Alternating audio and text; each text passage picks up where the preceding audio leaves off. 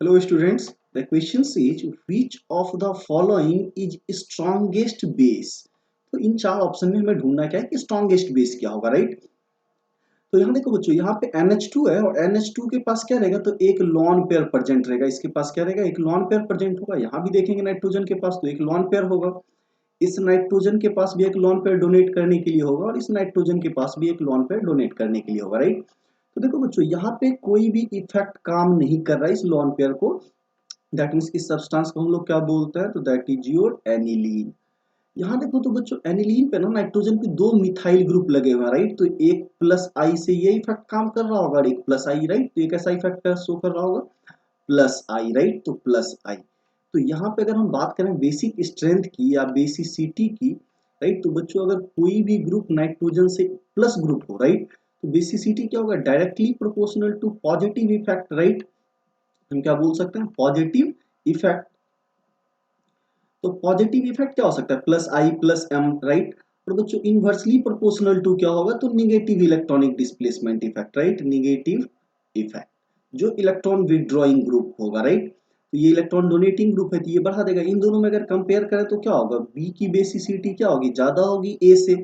Reason क्या है कि बच्चों नाइट्रोजन में तो एनिलीन है ही, लेकिन यहाँ दो हाइड्रोजन की जगह दो मिथाइल ग्रुप लगे हुए जो प्लस आई के तौर पे काम कर रहा है। यहाँ पे देखें तो बच्चों आपको NO2 लगा हुआ है, ortho position, this is also known as ortho position and this is known as para position, right. तो ये NO2 ग्रुप कैसा काम करता है, तो माइनस एम के जैसा। तो यहाँ पे तीन तीन माइनस एम लगे हुए हैं, राइट। तो ये बच्चों ऑब्वियस है कि क्या करेगा, बेसिसिटी घटा देगा।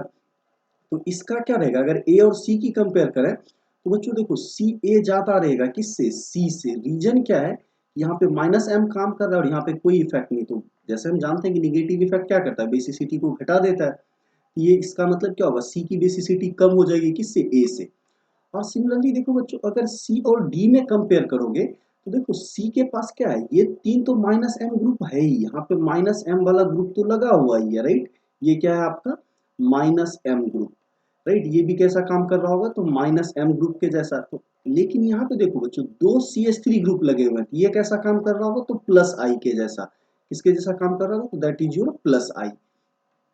तो अगर इन दोनों को हम अगर कंपेयर करें सी और डी में, तो बच्चों डेफिनेटली क्या रहेगा, डी की बेसिसिटी ज्यादा रहेगी किससे, सी से, राइट। तो हम क्या बोल सकते थे, डी ज्यादा होगा किससे, सी से। तो अगर इन पूरे ऑर्डर को हम कंपेयर करें तो देखो बच्चों ए से कम ही है, सी हो या डी हो, राइट, उसका क्या है, कम है। तो इस केस में अगर यहाँ पे हम बेसिसिटी की बात करेंगे तो आपका करेक्ट ऑर्डर क्या हो जाएगा, मोस्ट बेसिक कौन सा हो जाएगा, बी। उसके बाद बारी किसकी आएगी, ए की, राइट। तो बी के बाद किसकी बारी आएगी, ए की। एंड देन फिर कौन आएगा, डी, राइट। पता है बच्चों की सी से ज्यादा है किसका, डी का। देन क्या हो जाएगा, D and then greater than, सबसे लिस्ट कौन सा हो जाएगा, तो सी। तो आपसे पूछा गया कि इसमें से स्ट्रॉन्गेस्ट बेस कौन सा होगा, तो strongest base that is given in option B. तो आपका करेक्ट ऑप्शन कौन सा हो जाएगा, option B. So I hope you all guys understand it well. Thank you. Stay tuned.